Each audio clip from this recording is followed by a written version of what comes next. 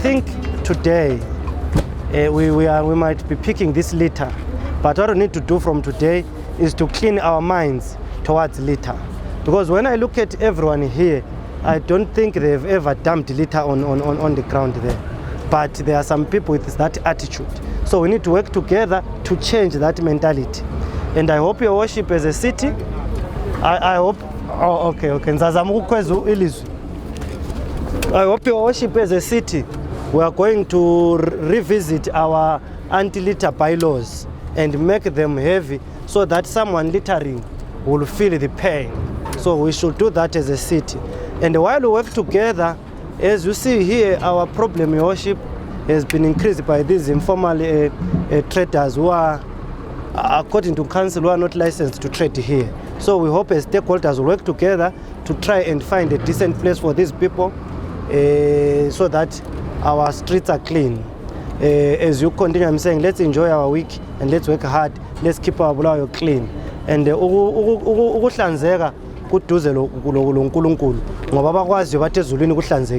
so we must practice what we want to go and practice beyond. We must practice it here. So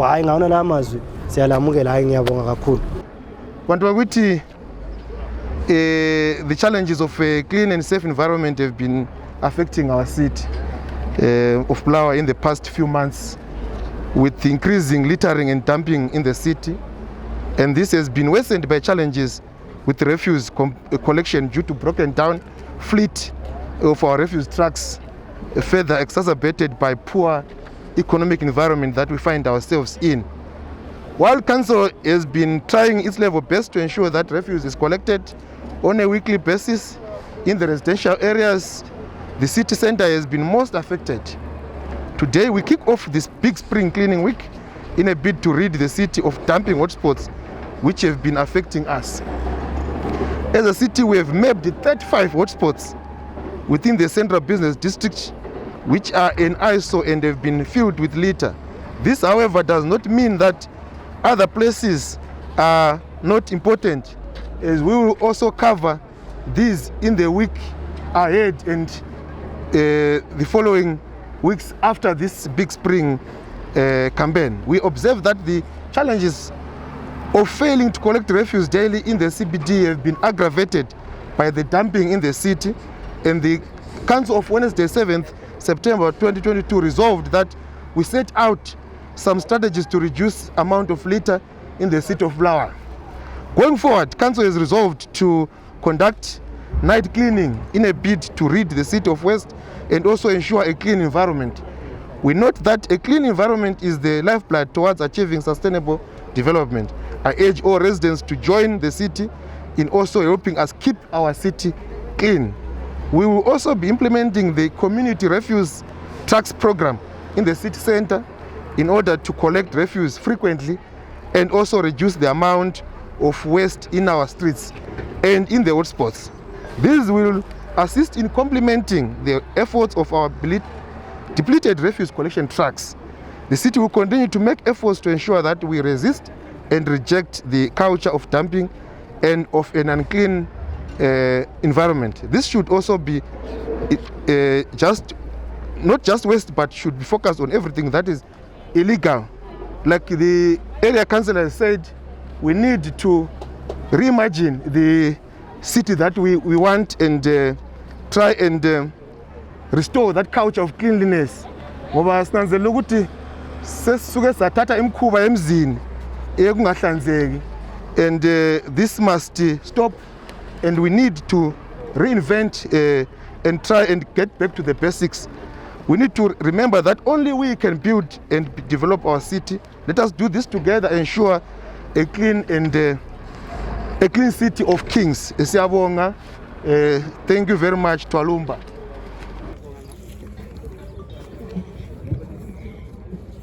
Salvonani Bulawayo. I'm not sure whether it is Salvonani Bulawayo muhle. Kumbe ngithini.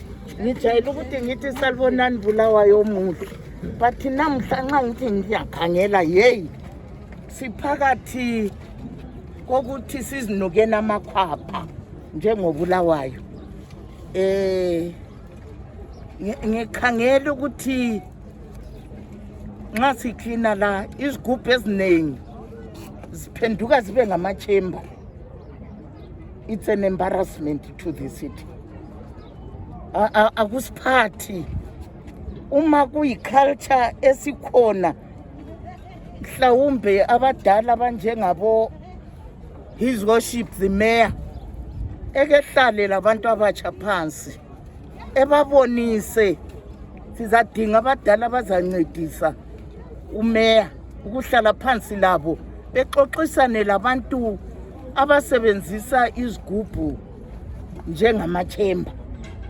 Akubi kuhle next to izigubhu lezo ufica umuntu display ikhabiji ukhangelela ukuthi ithengwe. Singatshela abantu ukuthi idote ekhona lingathengi, abantu baza kuba out of market, kungabe kusaba kuhle. Besicela njengobulawayo sizinokela amakhwapha. Esikolo ngikhumbula ngangidlala ibhoro kuzwayo khona mbijana. Sasijayela ukuthi sithi mark your partner. So sicela ukuthi lo la lowo othengisayo ethi mark his or her partner. Umakhelwane wakho lapho ekustendi sakho umkhangele ukuthi kachaphazi yini, sincedisane. Kanti ke i-general populance kaBulawayo sinanzelele njalo ukuthi amaphepha ingcekeza asidisposeni ngendlela efaneleyo. Asithengeni amaphepha sifakeni izibi zethu mhlabe zobutha bephakamise kuphela singaphungulahla. Lokhu kuzasenza njengedorobho lakoBulawayo sikhangelelwe ngamanye amadorobho phansi esingakufuniyo. Sifuna ukuhlala singu-number 1. Asibeni ngu-number 1 Bulawayo olahlela izibi zakhe hayi asimkhuzeni, ongakwanisiyo mhlawumbe abuyele ekhaya lakibo, kumbe kusetholotho, kumbe kusekhezi, kumbe kungaphi. Ngiyakwazi lapho kulabo sebhuku khona lezi nduna abasoze bakuvume lokho. Kungakho sicela ukuthi sinanzelele iculture bese sijayele imbi, singayiyamukeli njengesizwe seZimbabwe. Isizwe seZimbabwe masihlanzeke, sihlale sihlanzekile. Ngiyabonga mphathi womsebenzi. Honorable Minister, siyabonga ukuba phakathi kwethu as we launch this spring clean up campaign njengobulawayo. Usitshilo mama ukuthi i-responsibility yethu njengobulawayo ukuthi we keep our environment clean. Lo osofunda umkhuba ongasoka kubulawayo hayi angcona ubuyele kibo echolocho. So stand ukuthi sibonge ama-corporates. The corporates we have come on board njengoba sizwe lapha esikhona lapha Terracotta and other partners. Ama-corporates, they will be cleaning here from tomorrow, and we hope that from the 35 hotspots SSY identified, they will all get takers. Partners as a cleaner those areas. Sinanzela ukuthi sama vendor associations aphakathi kwethu mbone upresident we-PVTA siyabonga mama ngokubuya as we launch this program, and I'm sure that uzatshela ama-colleagues akho abanye abafowenu ukuthi labo they must come on board ngoba informal sector siyayifuna ukuthi ibe part of this program esiyenzileyo kungapheleli khona apha even beyond the spring week clean up campaign. As informal sector libe locally isincedisa. Sibonge ama-government agencies awe phakathi kwethu, in particular EMA. We thank you very much for continuing to encourage us and also continuing to enforce ukuthi sibe a clean environment. If all agencies of government who are involved in environment and enforcement of our bylaws and our rules and regulations esizwe engabuya on board and unite, I think we will have a clean environment. From the City Council, Department of Health, Department of Engineering Services, namhlanje ziphumile izimota ezibona ama-tipper besides ama-refuse compactors wona lawo silawo emalutshwane njalo ziphumile ezinye imota ze-engineering to come and help us ku-cleansing to ensure that we have a successful cleaning week. Sesibonga nje sonke bantu bakobulawayo ma-councillors embuye lawo lapha u-chairperson we-health housing uCouncillor Mtanda, area councillor uCouncillor Ncube for taking time to be here. That is we are all the way from Kulumani kuwa 23 sizoncedisa asihlale edolobheni lapha kwa-councillor Ncube. So sibonge sonke nje ama-residents for heeding the call. Sithemba ukuthi kusaphela iviki leyi by Friday uBulawayo uyabe sebuyele esimeni esifuna ukuthi abe yiso sona, kodwa kupheleli khonapho. Kumele simaintaine ukuthi njengoba sesiqedela i-dam site benanzelela nje ukuthi lapha sine-skip bin but izibi ziphansi. So it's a culture yokuthi umuntu uyachiya i-skip bin afake phansi izibi. I think that culture yokuthi uBulawayo sifuna ukuthi abe njani, we need to calculate it within ourselves. Ngibe sengisithi hayi ngilifiseleke i-cleaning week enhle lonke, spring cleaning week enhle lonke. Siyabonga. Bantu bakwaBulawayo, ngizathi bantu bakwaBulawayo ngoba sonke lapha ubuya kwethu kusho ukuthi singabantu bakwaBulawayo sithakazelela uBulawayo. Ngijabule kakhulu ngilokudana but ngijabule ukuthi abantu bakwaBulawayo sithe sifaka umkhosi lo ukuthi bakithi idolobho lengcolile labuya ngobuningi benu lezoxhasa angisho loba ilani ngabantu bakwaBulawayo, kodwa ngilokudana kakhulu ukuthi semu bantu bakwaBulawayo yithi singcolisa idolobho lethu ngoba izibi ngeke ziphonga ubuya zivuke zikhona zisijikele emgwaqweni zenziwa yithi. Kube buhlungu ukuthi abanye siyathengisa khonapho thengisa next to izibi lami ingezelela futhi kambe kuyasebenzeka khonapha nje sibone lapha sivala amakhala sibaleka lapha sekunuka kangaka kanje. Kambe ungafisa usebenzele endaweni enjalo, ungasebenzela endaweni njalo ukuthi ungela choice, kodwa nxa ukuthi ulewela ukuthi ungacontribute kukhonapho zama ukuthi indawo osebenzela kiyo ihlanzeke. Bantu bakwaBulawayo isicelo angisho ukuthi ngubani ongcolisayo but yithi abantu bakwaBulawayo. Ngiyadla isweet ngijikele iphepha, omunye udla umumbu ejikele ikhasi. Akulandawo ukuthi kuncane kangani iphepha lesweet, kodwa kungaeda kube kuningi ucina izibe eziningi kanjalo.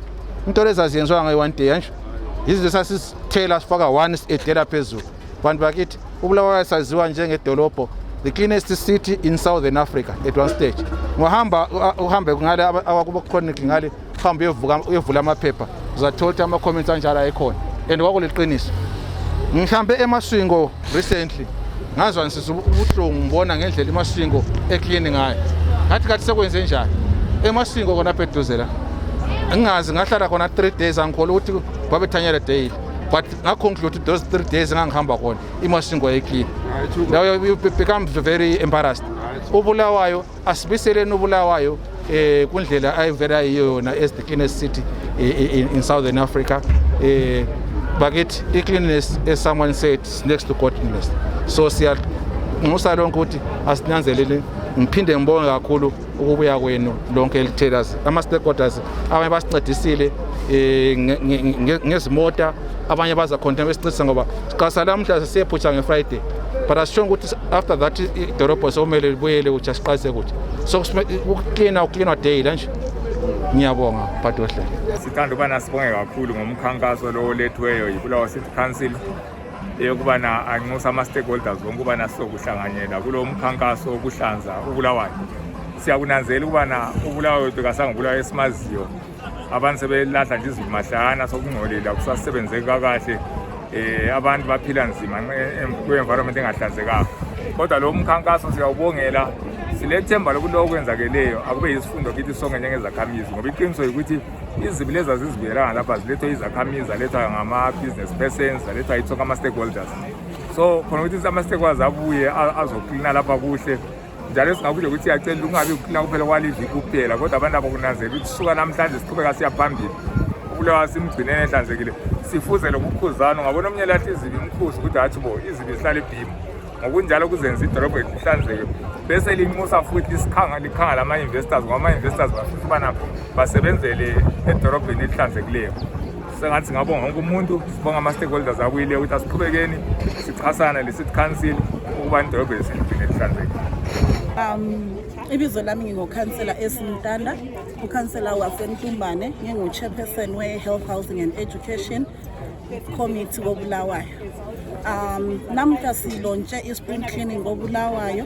Injongo ngoyokuthi silondoloze, injongo ngoyokuthi sigcine uBulawayo, injongo ngoyokuthi sihlale endaweni ehlanzekileyo and also sibuyele ekukhipheni uBulawayo lokuthi uBulawayo ubevele eyi-smart city khona lapha elizweni laseZimbabwe kanye lase-Afrika esiwo. So injongo yethu ngiyokuthi sibisele ubuntu bethu lokuthi sithuthukise futhi uBulawayo wethu ngendlela kade yiyo yona. Kumele nambona ukuthi ukuklinwa lokhu kumele kuklinwe every day kuklinwe imoto ibuye izothwala izibi lezi ngoba izibi vele zingavele zihlala iviki zingathwalwanga vele kuyabe kusokungasayenzi kabe sokusenyanyeka vele edorobheni kabe sokusenyanyeka okunye kumalisayo. So esikucelayo sicela ukuthi kuklinwe imoto ibuye ithwale everyday izibi lezi ukuze lathi esithengisayo sithengisa izinto eziclean ezingalampukane.